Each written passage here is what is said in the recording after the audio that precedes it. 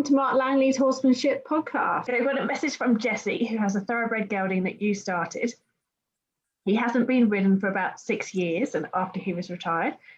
I'm wondering what you would feel is the best way to bring him back into being a ridden horse, and which of your videos would be the best to watch and follow. Okay, Jesse, well, any of the young horse videos from the Fern, the Duchess videos, the young horse starting videos, Banjo's long reining videos, the rain videos, all those are good content of,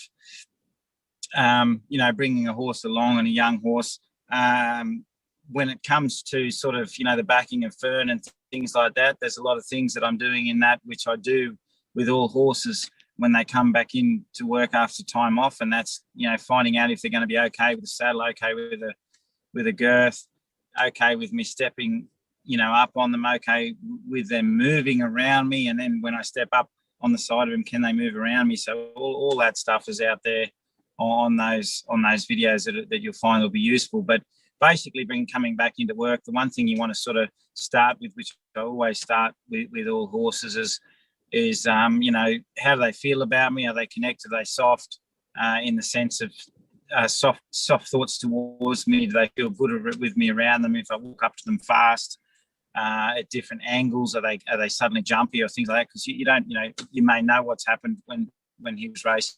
You may not know, and maybe things have happened to make him scared. So you've got to look into, okay, how does he trust me? Things like that from all angles. Then I just go basically into the leading, quality leading. So a lot of race horses start to get bracy. They start to get their head up a bit. They because in racing, over time they're kind of running, hanging on to the bit and hanging on to quite a lot of pressure in the mouth. So they don't back up very, very well. So the brakes aren't very good, and sometimes that steering gets a little stiff and things like that. So you really want to work on good quality come forward leading, good quality go back, lots of good quality backing till the horse is loosening up, thinking backwards, loosening through the jaw, loosening through the base of the neck, and just walking backwards in a nice 2-beat rhythm, and feeling good about it, not just kind of like anxious. And so if the horse feels anxious in the halter, it's going to feel anxious in the rein. So I do a lot of that, getting your horse to walk beside you, so you can stand where the saddle would be, or, at the rib cage, and just, get your horse to steer, go out in straight lines, come back, and then you could look into sort of putting long reins on just to sort of get better steering and backing and things like that. And then I always get young horses to move around me with my foot in the stirrup. Some people may need a mounting block, but they can walk around you softly around a mounting block while you wrap on their back and rub them over and things like that. That's all important. Belly rope, before you put the girth on, just get them used to the pressure around their belly. So, you might pull it up a little till they get a little tight, and then they relax a little, let it off, and you can slowly build in increments till they're comfortable with that girth pressure. Once they're comfortable with the girth pressure, you want to see them moving with the girth pressure so they're not frozen. So pull the girth pressure up, get them to lead a bit, so they're not going to sort of get humpy in the saddle. And then generally just, saddle blankets, saddle on, saddle off,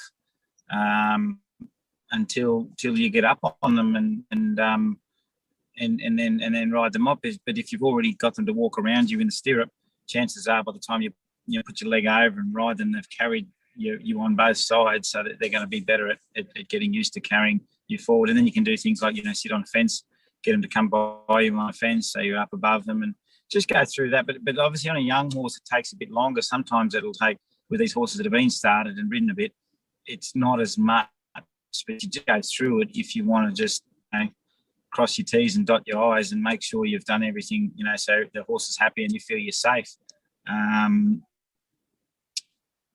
But yeah, so it won't take as long. It might take 2 or 3 lessons to get through all that, because the horse might be going, oh yeah, I remember all this. This is easy. The one thing that you probably have to spend most of the time on is, getting good quality forwards and backwards. But if your horse is pretty quiet, you can still do it under saddle, but you want to get a bit of it done on the ground, so you've got a reasonable understanding of the reins.